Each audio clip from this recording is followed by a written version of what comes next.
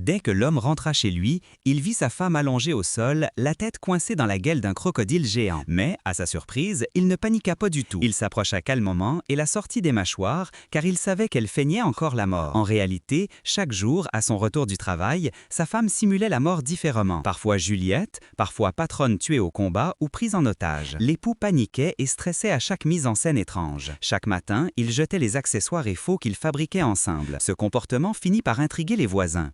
Un jour, ils fouillèrent les poubelles. Ce qu'ils virent les stupéfia. Le mari dit à sa femme « Arrête ces bêtises !»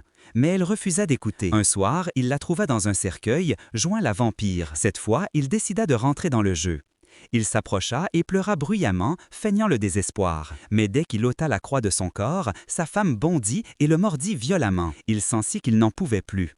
Ses collègues suggérèrent « Peut-être se sent-elle seule, parle-lui, offre-lui de l'attention. » Il comprit le sens. Peut-être agissait-elle ainsi par manque d'intérêt. Le lendemain, il la trouva criblée de flèches. Il sourit et joua le jeu. Cela la rendit très heureux. Ses spectacles devinrent plus grandioses. Parfois, elle lui demandait de la sauver des extraterrestres, lui donnait même un scénario et des répliques. Un mois plus tard, il était épuisé. Il craignait de rentrer. Un collègue proposa « Allons dîner ensemble ». Il invita sa femme et la présenta à l'épouse de son ami. Elle eut enfin une amie. Le lendemain, il prit congé et l'emmena en promenade. Il espérait que ce drame cesserait enfin.